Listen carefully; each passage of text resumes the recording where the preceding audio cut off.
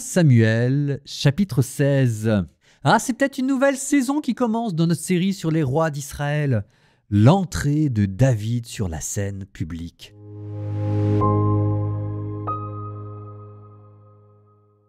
Le Seigneur dit à Samuel : « Combien de temps encore seras-tu en deuil à cause de Saül ? Je l'ai rejeté pour qu'il ne règne plus sur Israël. Prends une corne que tu rempliras d'huile et pars. Je t'envoie auprès de Jessé de Bethléem, car j'ai vu parmi ses fils mon roi. » Samuel répondit : « Comment faire ? Saül va le savoir, et il me tuera. » Le Seigneur reprit : « Emmène avec toi une génisse, et tu diras que tu viens offrir un sacrifice au Seigneur. Tu convoqueras Jessé au sacrifice, je t'indiquerai moi-même ce que tu dois faire, et tu me consacreras par l'onction celui que je te désignerai. » Samuel fit ce qu'avait dit le Seigneur. Quand il parvint à Bethléem, les anciens de la ville allèrent à sa rencontre en tremblant et demandèrent : « Est-ce pour la paix que tu viens ? » Samuel répondit : « Oui, pour la paix. Je suis venu offrir un sacrifice au Seigneur. Purifiez-vous et vous viendrez avec moi au sacrifice. » Il purifia Jessé et ses fils et les convoqua au sacrifice. Lorsqu'ils arrivèrent et que Samuel aperçut Eliab, il se dit : « Sûrement, c'est lui le Messie, lui qui recevra l'onction du Seigneur. » Mais le Seigneur dit à Samuel : « Ne considère pas son apparence, ni sa haute taille, car je l'ai écarté. Dieu ne regarde pas comme les hommes. Les hommes regardent l'apparence, mais le Seigneur, lui, regarde le cœur. » Jessé appela Abinadab et le présenta à Samuel qui dit : « Ce n'est pas lui non plus que le Seigneur a choisi. » Jessé présenta Shamma, mais Samuel dit : « Ce n'est pas lui non plus que le Seigneur a choisi. » Jessé présenta ainsi à Samuel ses 7 fils. Samuel lui dit : « Le Seigneur n'a choisi aucun de ceux-là. » Alors Samuel dit à Jessé : « N'as-tu pas d'autres garçons ? » Jessé répondit : « Il reste encore le plus jeune. Il est en train de garder le troupeau. » Alors Samuel dit à Jessé : « Envoie-le chercher. Nous ne nous mettrons pas à table tant qu'il ne sera pas arrivé. » Jessé le fit donc venir. Le garçon était roux, il avait de beaux yeux, il était beau. Le Seigneur dit alors : « Lève-toi, donne-lui l'onction, c'est lui. » Samuel prit la corne pleine d'huile et lui donna l'onction au milieu de ses frères. L'Esprit du Seigneur s'empara de David à partir de ce jour-là. Quant à Samuel, il se mit en route et s'en revint à Rama. L'Esprit du Seigneur se détourna de Saül, et un esprit mauvais, envoyé par le Seigneur, se mit à le tourmenter. Les serviteurs de Saül lui dirent : « Voici qu'un mauvais esprit de Dieu te tourmente. Un seul mot de notre maître, et les serviteurs qui sont devant toi chercheront un bon joueur de cithare. Ainsi, quand un mauvais esprit de Dieu viendra sur toi, cet homme jouera de son instrument, et cela te fera du bien. » Saül répondit à ses serviteurs : « Voyez donc s'il n'y a pas pour moi un homme qui soit un bon musicien, et amenez-le-moi. » L'un des garçons prit la parole et dit : « J'ai vu justement un fils de Jessé, de Bethléem, qui sait jouer. C'est un homme de valeur, un vaillant guerrier. Il parle avec intelligence, c'est un bel homme, et le Seigneur est avec lui. » Alors Saül envoya à Jessé des messagers pour lui dire : « Envoie-moi ton fils David qui est avec le troupeau. » Jessé prit un âne qu'il chargea de pain, ainsi qu'une outre de vin et un chevreau, et il envoya son fils David les porter à Saül. David arriva près de Saül et se tint à sa disposition. Saül aima beaucoup David, qui devint son écuyer. Saül envoya dire à Jessé : « Que David se tienne donc à ma disposition, car il a trouvé grâce à mes yeux. » Ainsi, lorsque l'Esprit de Dieu venait sur Saül, David prenait la cithare et en jouait. Alors Saül se calmait et se trouvait bien, l'esprit mauvais s'écartait de lui.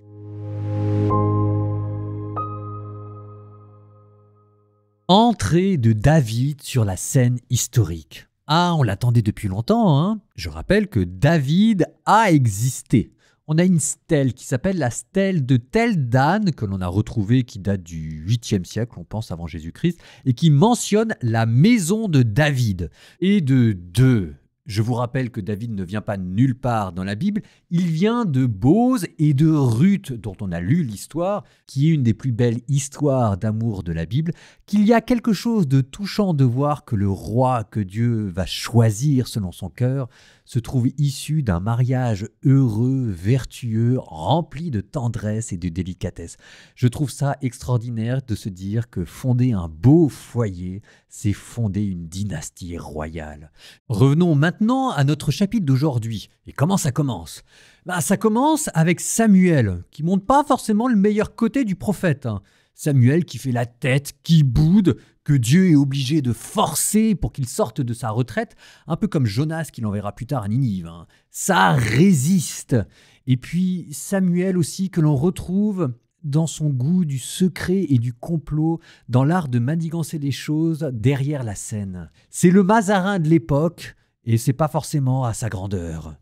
Et c'est de la même manière que quand il arrive chez Jessé, il regarde l'apparence et qui est le plus beau. Il faut que Dieu intervienne personnellement pour lui dire « mais arrête de regarder uniquement l'apparence, moi c'est le cœur qui m'intéresse ». Samuel n'est pas au sommet de sa forme. Le voyant, c'est quand même quelqu'un qui est censé voir et Samuel ne voit pas très bien. Et pourtant, il y a un aspect bucolique et de poésie pastorale dans le choix du nouveau roi qui fera toute la beauté de David. Bon, en attendant, moi je vais profiter de ce chapitre parce que j'ai quelque chose sur le cœur.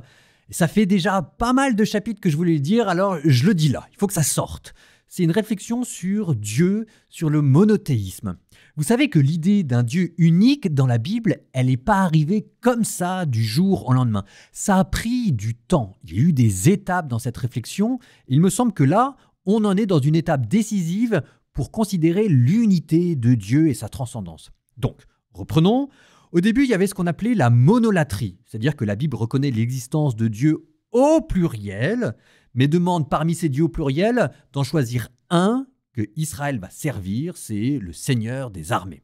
Ensuite, deuxième étape dans la révélation biblique, on va commencer à dire que les dieux des autres nations sont des idoles et des néants.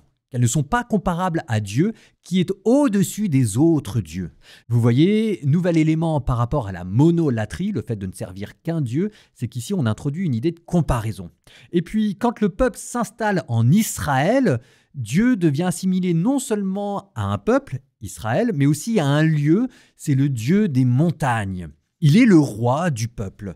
Sauf qu'avec David et avec Saül, ce qu'il vient de se passer, c'est que le peuple vient de se choisir un nouveau roi, et un roi humain.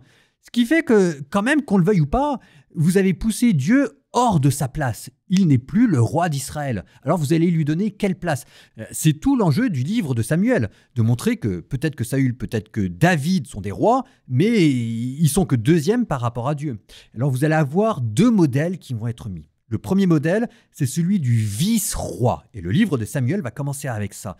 C'est-à-dire que vous avez un roi humain, David, Saül, mais en fait, ils ont besoin d'un tuteur, un prophète, parce que le vrai roi qui reste en place, c'est Dieu. Et ensuite, après, on va basculer à une autre considération sur Dieu. On va considérer Dieu non plus comme un roi, parce qu'en fait, la place est prise maintenant par un roi humain, mais comme un empereur. Il est celui qui règne non seulement sur Israël, mais aussi sur les autres nations d'alentour. Et là, vous voyez que l'unité de Dieu, sa transcendance, le fait qu'il règne sur toute la terre, va subir une évolution importante. Allez, je vais le dire comme ça. C'est comme si maintenant, le fait qu'il y ait un roi humain en Israël, ça a obligé Dieu à prendre de la hauteur et à gagner en transcendance. Et vous voyez en fait que à mot couvert, si Dieu accepte qu'il y ait une royauté, c'est parce que ça va aussi permettre au peuple d'avoir une conception plus haute de Dieu. C'est pas dit comme ça, mais vous pouvez commencer à la voir dans les psaumes qu'on lit à chaque fin d'épisode, la notion d'un Dieu qui est au-dessus des rois. C'est pas la fin de la réflexion théologique d'Israël. Parce qu'un jour, Israël sera confronté cette fois-ci aux empires, l'empire assyrien, l'empire perse, l'empire babylonien. Et cette fois-ci, il faudra que Dieu, à nouveau, soit au-dessus des empereurs. Et cette fois-ci, vous aurez la vision définitive de Dieu qui va s'installer, d'un Dieu qui est transcendant, qui est unique, à qui tous les empires, toutes les nations appartiennent, qui est le maître de l'histoire et les empereurs sont dans sa main. Ça, ce sera pour plus tard, pour la période exilique, mais vous voyez comment est-ce qu'en ce moment, la révélation est en train de s'approfondir, Dieu est en train de gagner en transcendance, et c'est peut-être pour ça à la fois que Dieu ne voulait pas qu'il y ait une monarchie, parce que c'était une manière de rejeter Dieu, et pourquoi est-ce que Dieu accepte qu'il y ait quand même une monarchie? Parce que l'autorité de Dieu est au-dessus de toute façon des rois, et ça, c'est ce que les prophètes vont commencer à comprendre. Et nous terminons, par une prière. Nous demandons au cours de cette prière que Dieu soit notre roi, qu'il soit notre empereur. Ça ne suffit pas à Dieu de régner sur terre s'il ne règne pas d'abord dans notre âme. Au nom du Père et du Fils et du Saint-Esprit, Amen. Seigneur, nous nous abandonnons entre tes mains et nous te demandons de venir réclamer ton empire sur nous. Tu es notre Dieu et nous t'appartenons. Tu as autorité sur nous, tu as souveraineté sur nous. Seigneur notre Dieu, parle et nous ferons, commande et nous agirons. Nous te rendons grâce Seigneur pour t'appartenir, parce que tu es le roi de justice, tu es le roi de bonté, à toi appartiennent et le ciel et la terre. Et Seigneur, il n'y a qu'à te voir pour t'aimer. Seigneur, sois notre tout, sois notre vie, sois notre âme, sois notre roi.